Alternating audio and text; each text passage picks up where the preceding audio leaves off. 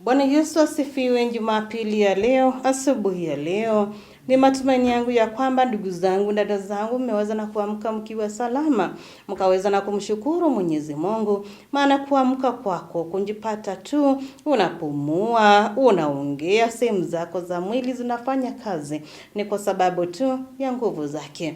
Na kama unaweza kuwa umeweza na kuamka ukiwa na changamoto fulani, umeweza na kupatikana na jambo ambalo kwako linakuumiza na limekuumiza sana, Mungu kakutie nguvu, Roho wake Mtakatifu akakusaidie. Maana hiyo wiki yote tumeweza na kujua kwamba Roho Mtakatifu uweza na kutusaidia kwa mengi. Na siku ya leo ndio ile siku tunakumbuka ujio wa Roho Mtakatifu, na pia kujua kwamba Mungu mwenyewe na Yesu Kristo aliweza na kuona kwamba hatufai kutuacha ama hafai kutuacha kama watoto yatima, bali ataweza na kutuachia Roho Mtakatifu akawe msaidizi kwetu, akawe mwalimu kwetu kila wakati. Basi kuna haja ya kuendelea na kumtegemea huyo Roho Mtakatifu, ili wakati ambapo tunamfanyia Mungu kazi tusije tukaenda kando. Mungu na atubariki, na karibu sana katika hiki kipindi cha Manyunyu ya Baraka. Mtumishi wa Mwenyezi Mungu ambaye ni Pastor Priscilla Muasia kutoka kanisa la ABC Mwanga, Kangundo Pastorate Machakos Sub-Headquarters, hakaweza na kutuletea mengi tu kuhusu Roho Mtakatifu. Karibu. Ujambo mtazamaji, neema ya Mungu ni nyingi sana juu ya maisha yetu. Leo ni siku nyingine njema, ambao ni siku ambao Bwana ametutunikia neema na kibali chake. Tuombe. Baba mtakatifu, tunasema asante kwa wema wako. Uaminifu wako Baba yetu ni mwingi sana juu ya maisha yetu. Umekuwa ukitulinda kila wakati na ukituamsha na kutupa uhai. Pokea sifa, pokea utukufu. Tujiweka mikononi mwako sasa kwa ajili ya neno lako Mungu wetu. Kanene nasi na ukatuongoze. Kwa jina la Yesu Kristo tumeomba. Amina. Tunasoma katika Matendo ya Mitume sura ya 2 mstari wa 1 hadi wa 4, na pia tutasoma mstari wa 13. Neno la Bwana linasema, hata ilipotimia siku ya Pentekoste, walikuwako wote mahali pamoja. Kukaja ghafla toka mbinguni uvumi kama uvumi wa upepo wa nguvu ukienda kasi, ukaijaza nyumba yote waliokuwa wameketi. Kukawatokea ndimi zilizogawanyikana kama ndimi za moto uliowakalia kila mmoja wao. Wote wakajazwa Roho Mtakatifu, wakaanza kusema kwa lugha nyingine kama Roho alivyowajalia kutamka. Mstari wa 13. Wengine walidhiaki wakisema wamelewa kwa mvinyo.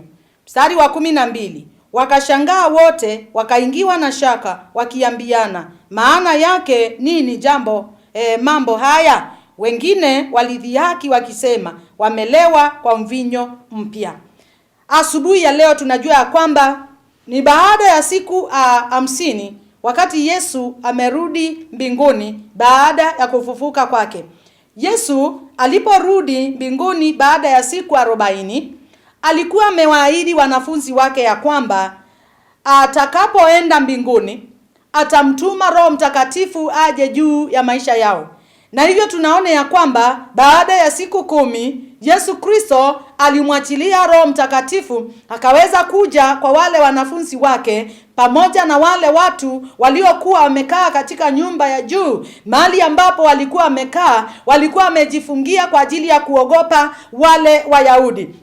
Hivyo tunajua ya kwamba kama vile tumesoma katika neno, tunaona wakati Roho Mtakatifu alikuja, kuna mambo mazuri na mambo mengi makubwa ambayo yaliwatokea wale wanafunzi. Hii ni kumaanisha ya kwamba neno ambalo Mungu ahidi kwetu huwa analitimiza. Alilitimiza kwa wanafunzi wake kwa sababu alikuwa ameahidi ya kwamba atawapatia Roho Mtakatifu, na ni kweli aliwapatia yule Roho Mtakatifu. Maana yule Roho alipotumwa kwao, tunaona ya kwamba aliwatokea kama ndimi za moto zilizogawanyika, na Biblia inasema ya kwamba zilijaa na zilikalia juu ya kila mmoja. Wale watu 120 waliokuwa wamekaa katika ile nyumba, tunajua kwamba ndimi za moto ziliwakalia, na wote Biblia inasema walijazwa na Roho Mtakatifu. Kwa hivyo ahadi za Mungu anazoahidi kwetu kila wakati anazitimiza, na wala hatatimiza kwa mtu mmoja tu, lakini atatimiza kwa wote, kama vile alivyosema kwa hawa wanafunzi, alivyowajaza na yule Roho Mtakatifu. Biblia inasema ya kwamba mstari wa 4 umesema wote wakajazwa na Roho Mtakatifu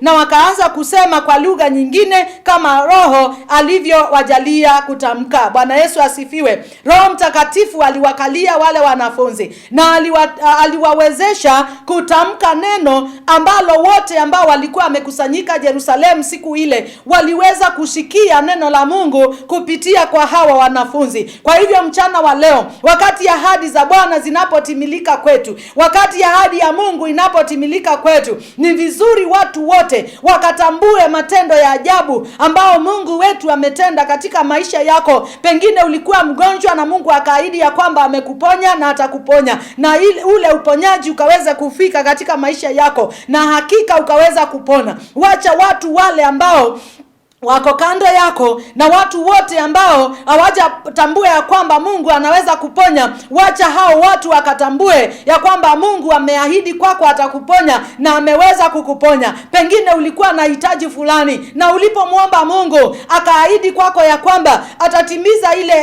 ile jambo ambalo ulikuwa nalo, na wakati ukifika anaweza kukutimizia ile haja. Wacha watu wote ambao wako kando yako wakaweza kutambua ya kwamba ahadi ya Mungu ni ya kweli. Wanafunzi hawa wa Mungu walipokuwa wamekaa katika ile nyumba, walikuwa wanakaa hapo tu wakingojea ahadi ya Mungu ikafike kwao, na ni kweli ya kwamba ahadi ilifika, na ilipofika wote wakajazwa na wote wakapata nguvu mpya na wote wakatangaza neno la Mungu kwa ujasiri. Na tunaona ya kwamba baadaye watu 3,000 waliweza kuokoka. Kwa sababu gani? Ya ile ahadi ambao Mungu alitimiza kwao ya kwamba atawapatia Roho Mtakatifu ambao tumekuwa tukiongea mambo yake. Asubuhi ya leo, mpendwa mtazamaji wangu, Mungu wetu anataka kutimiza ahadi zake katika maisha yako. Ameahidi kwamba atakubariki, anataka kukubariki. Ameahidi kwamba atatujaza na Roho Mtakatifu, ametujaza na Roho Mtakatifu. Ameahidi ya kwamba atakuokoa, ni kweli ataweza kukuokoa. Ameahidi ya kwamba atakuponya. Asubuhi ya leo Mungu wetu anaenda kukuponya.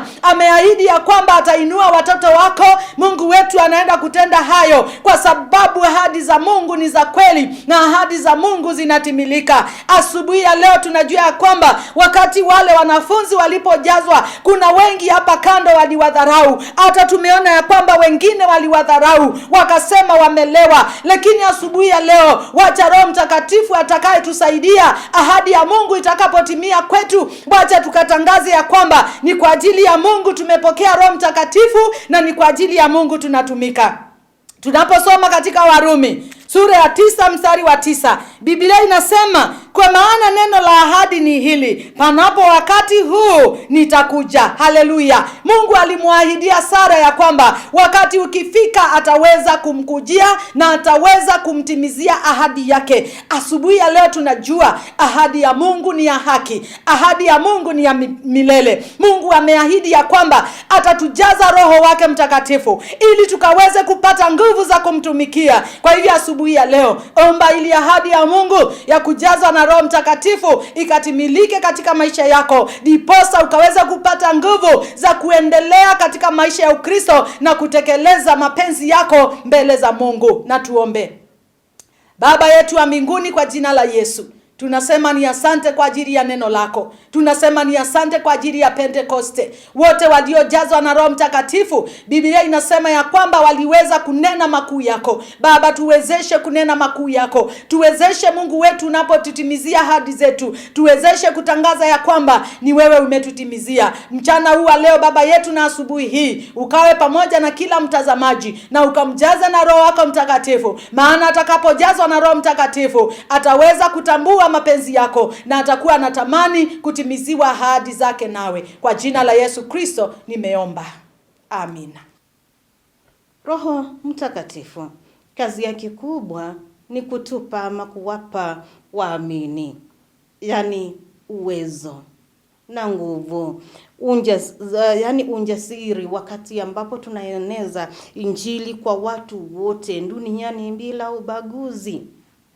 So wakati ambapo unaona watu wako na ubaguzi, ama wewe umeweza na kutembelewa na roho ya aina hiyo, unabagua watu, unaona kwamba huyu ndiye wangu, huyo sio wangu, kujua kwamba wewe Roho Mtakatifu au mtegemee.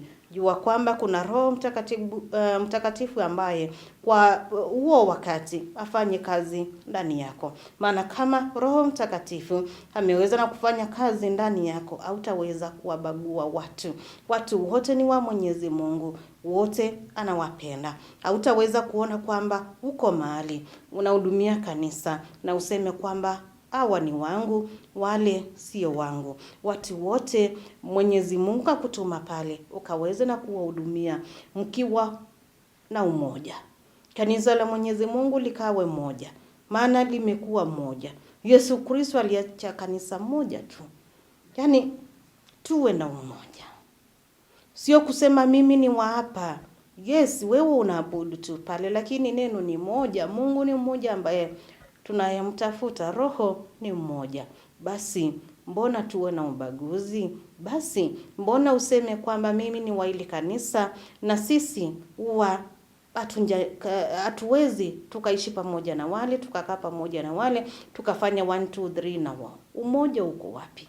Mbona tunazidi na kufanya kazi ya Mwenyezi Mungu kuwa ngumu? Tumruhusu Mwenyezi Mungu, tumruhusu Roho Mtakatifu akaweze na kufanya kazi ndani yetu, ili kazi ya Mwenyezi Mungu hiyo huduma ikazidi na kwenda na mbele na kupanuka siku kwenda ile ingine. Basi kuwa mshahidi wa Kristo ukiwa unamtegemea Roho Mtakatifu, na uwe na ujasiri. Huyo Roho Mtakatifu atakupa huo ujasiri ukiwa umemtegemea, ukiwa unajua kwamba kazi ya Mwenyezi Mungu huwezi ukaifanya bila Roho Mtakatifu. Ninajua kwamba umeweza na kupokea mengi kuhusu Roho Mtakatifu hiyo wiki yote. Pastor, ninakushukuru. Mungu na akubariki kwa mafundisho yote. Maana ninaamini kwamba kama vile ambavyo hata nami nimeweza na kubarikiwa na hayo yote, pia mtazamaji wangu ameweza na kubarikiwa vilivyo. Ninakutakia wakati mwema, wewe mtazamaji wangu, barikiwa sana. Mungu kakuongezee. Tukampe Roho Mtakatifu nafasi, akazidi na kutufundisha, akazidi na kutuongoza. Nimekuwa wako Reverend Lucy Michael, nikikutakia wakati mwema. Mungu na akubariki, neema yake ikawa juu yako. Shalom.